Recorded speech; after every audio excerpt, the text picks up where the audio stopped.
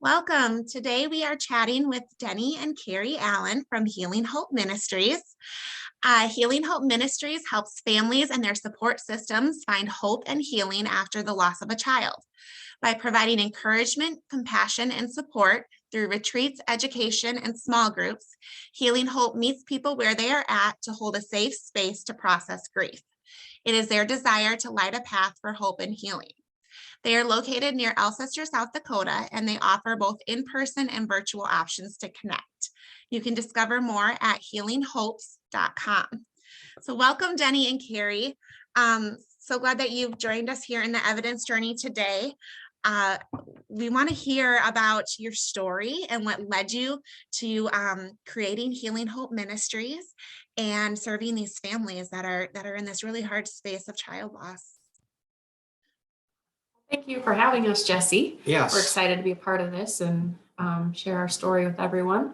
So it kind of goes back, Denny and I got married in 2009, and 3 weeks after we got married, he deployed for a year. So we spent our first year of marriage apart. And then he came back and we ended up getting pregnant with our first little boy. So we had Asher Eugene on March 25th of 2011, and he was just happy, healthy. He was just an amazing little boy with bright blue eyes. Anyway, so life was good. We were, life was good. Like we were just kind of going along. Good job. We had our family started, and then all of a sudden, on July 2nd, 2012, the day kind of started like every other day, and Asher and I were just hanging out, and I fed him lunch, put him down for his nap, and he kind of seemed a little bit off that day.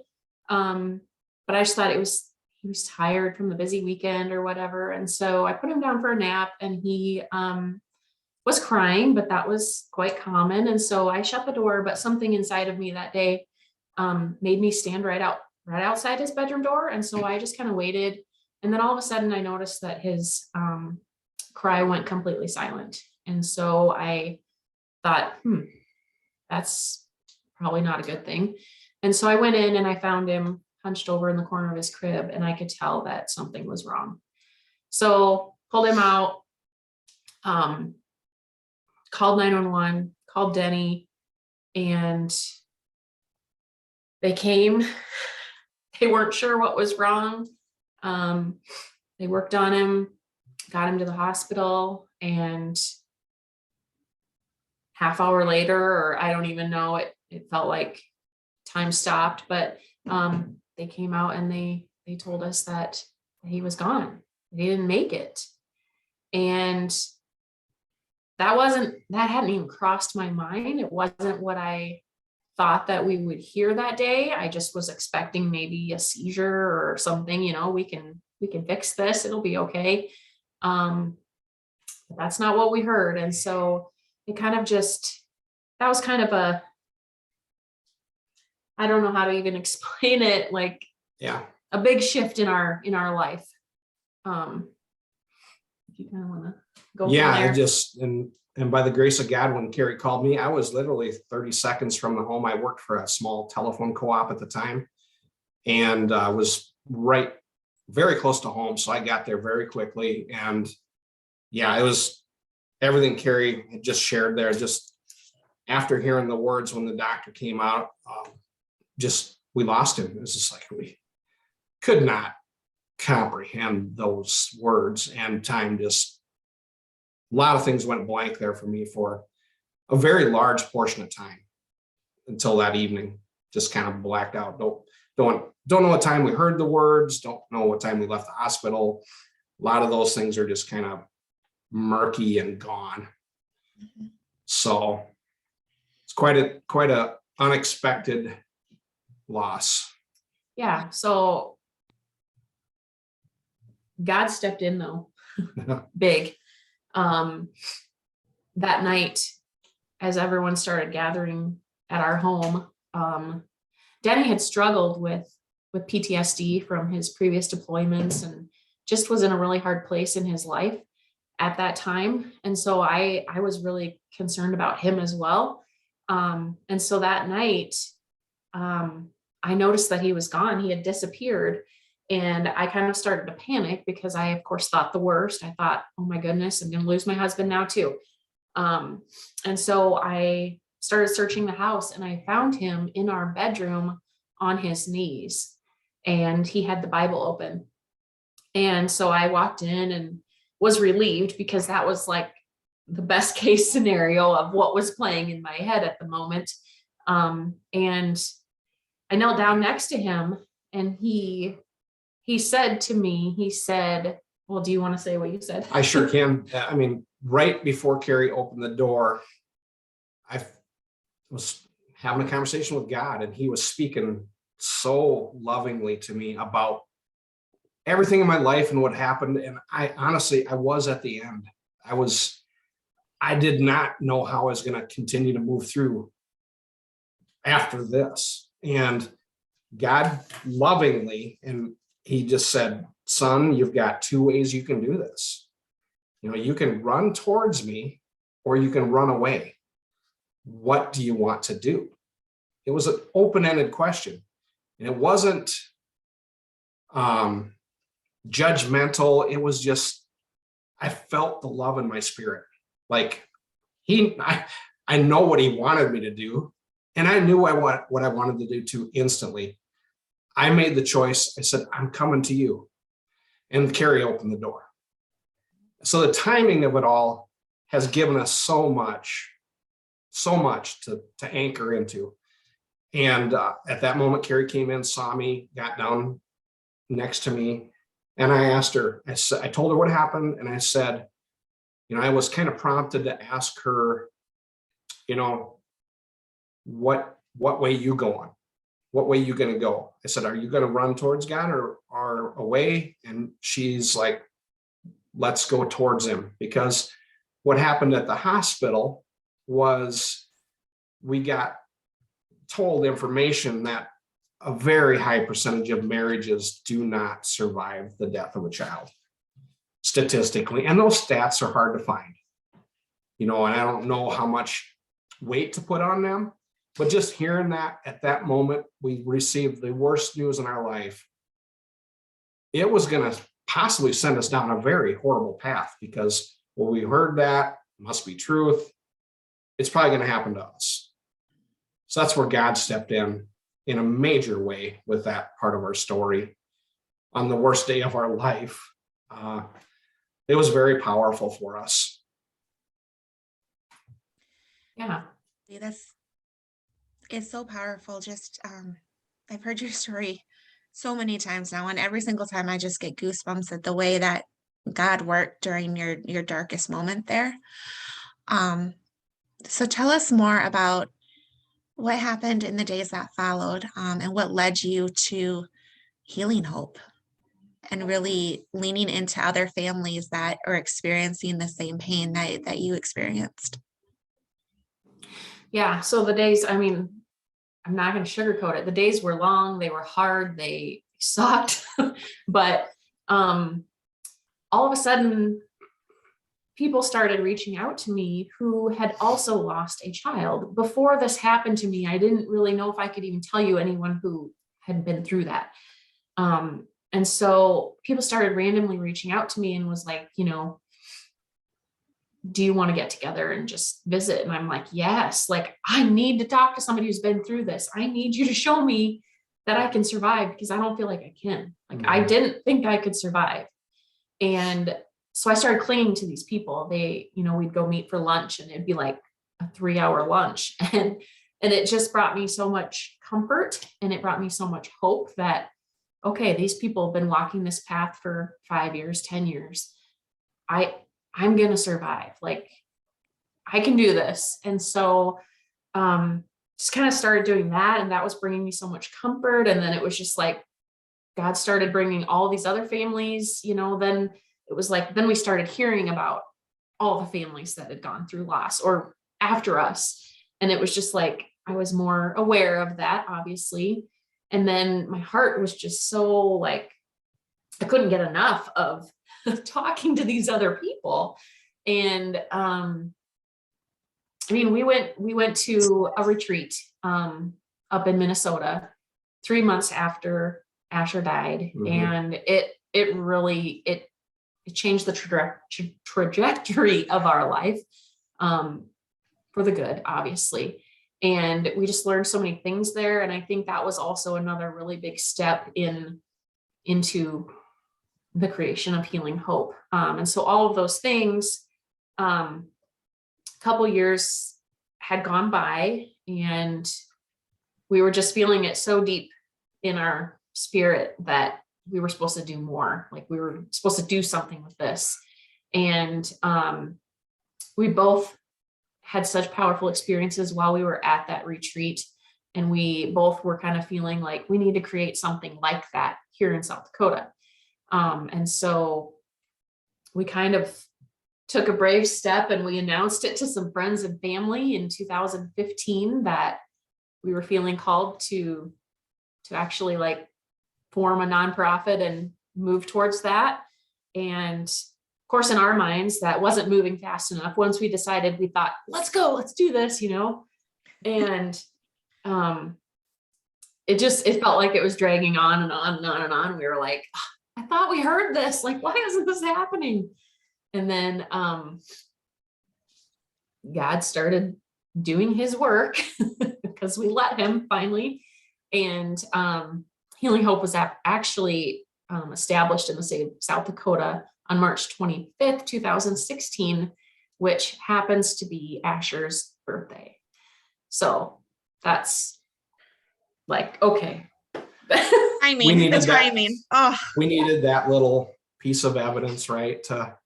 Gave us tremendous confidence. Like, okay, we are on the right path. We are hearing God. And it was exciting news. And yeah. Your story is just filled with all these little nuggets that fit so beautifully in this community here, because you can just see the way that God has used the evidence of other people to give you confidence in your own story, and is using your story to help other people now build confidence that they too can survive the loss that they're experiencing, and that they can not only just survive it, but they can move forward to really enjoy life again, and to find joy, and to live fully, and to step into whatever's still here for them while they wait to go to heaven. And I thank you for opening up your heart and for opening up your story to the world, because it really does matter. People need to hear that the evidence. They need to hear that it sucks as bad as what you say, because that's what they're experiencing right now. But then also how to keep moving forward, and what it looks like to keep taking those steps, and how it finally is to step into the light. And so will you tell us a little bit about what does your grief look like now, this many years later? Because we know that grief ebbs and flows. That's something that you guys talk about a lot, in just being anchored, so tell us about what that looks like now. It's so different, but there's so many things that are familiar, because it's still grief. But it's been 10 years. On July 2nd this year will be 10 years. So we're down that path quite a ways, and time is not the healer, but it's all the little things that God brings into your life along that journey. But there's seasons now instead of all year long. There's little seasons that we are step deeper into the grief than all day, all year.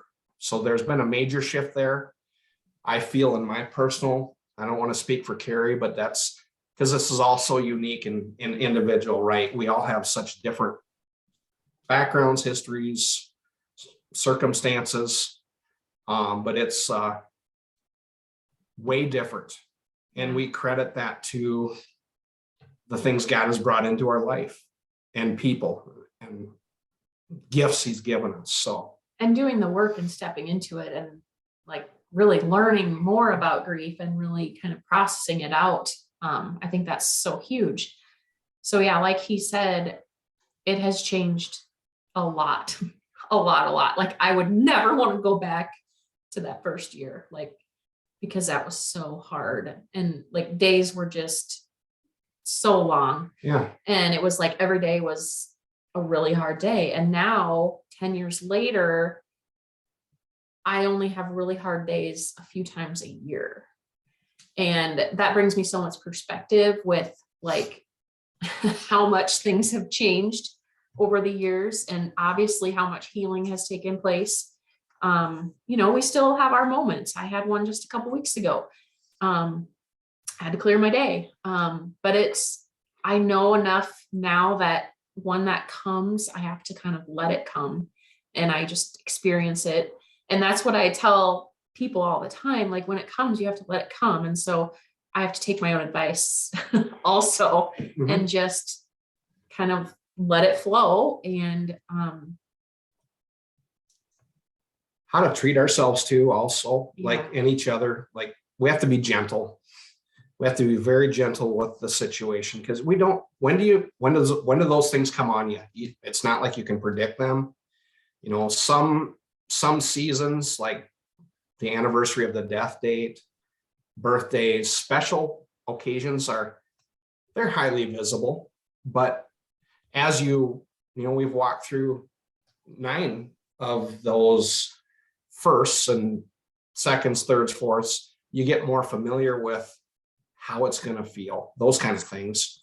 So, but it's definitely been a learning process, and understanding is critical. You just take that time to understand, because it's not going to go away.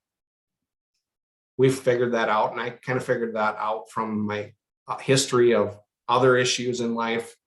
Things don't just go away. You have to step into them, and stepping into that pain, as awful as it sounds, is the way through. So, yeah. So when you have a family that reaches out to you now that is experiencing a fresh loss in their life, and they're looking for the next right step, what advice do you give to them? A lot of kind of what I said there, just taking it slow, because you just want it to be over. You want the answer, you want the fix, but there probably isn't a fix. So to comfort them and help them settle into the idea that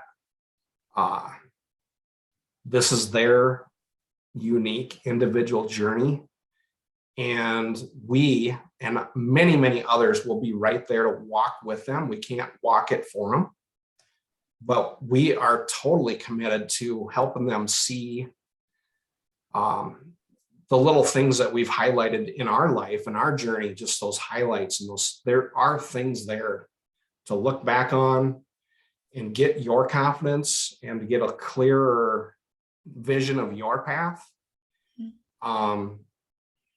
So those are some of the things, I guess. Yeah, I think it's important, obviously, to connect with others, connect with the community, find the support and step into it. Do the hard things, try a grief group, try counseling, try a retreat. Like you have to try things to see what works for you. Just engulfing themselves in good things.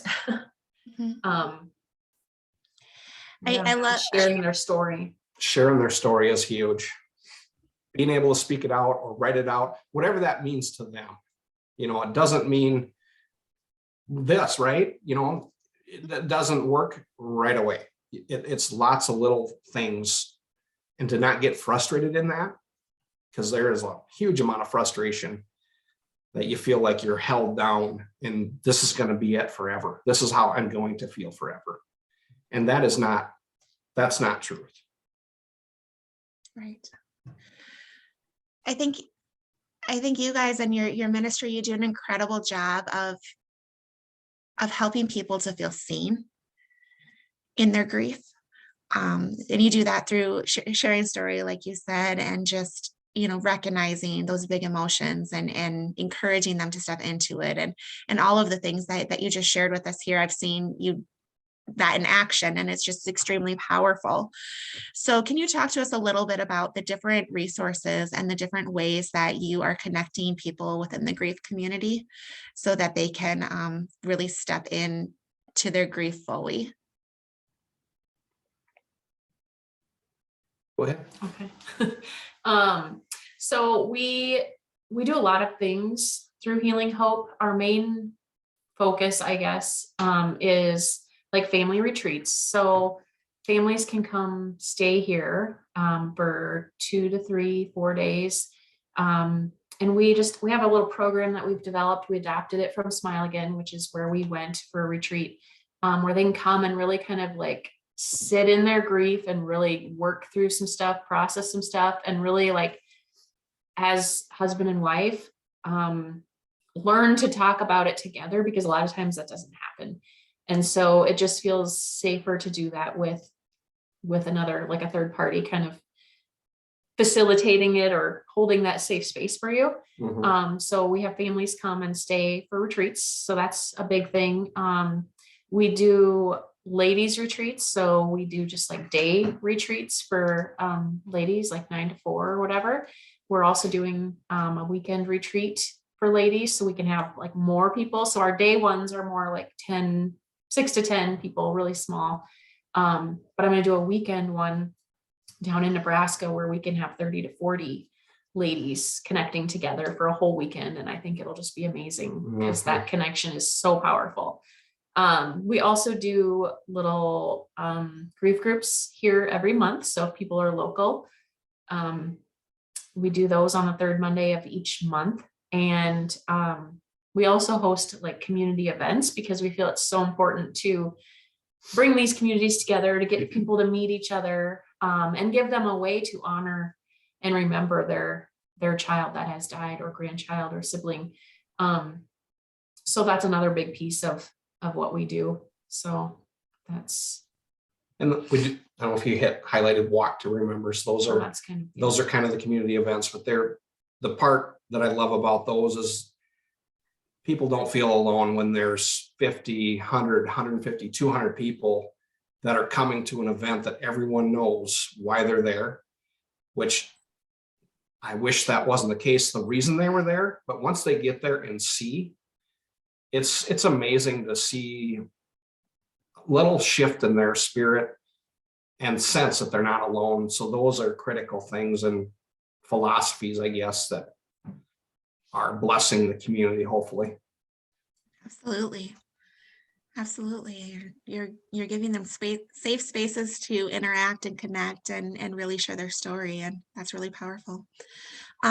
So for anyone that's listening, if they are interested in learning more about what Healing Hope does, or in connecting with you, or they want to help sponsor your mission, or provide additional ways for you to keep serving, how can they reach out to you? The best 2 places probably are our website, which is healinghopes.com. And then on our Facebook page, Healing Hope Ministries, we're very active on both of those. And then our phone numbers and everything are listed on those as well, email. So yeah. Perfect. Do you have any final words that you want to share as we wrap everything up? Oh, just to encourage people to step away from the fear that is in this whole topic. It's extremely fearful. It's fearful for the family. It's fearful for the people that are supporting the family. And helping them understand that their journey is unique.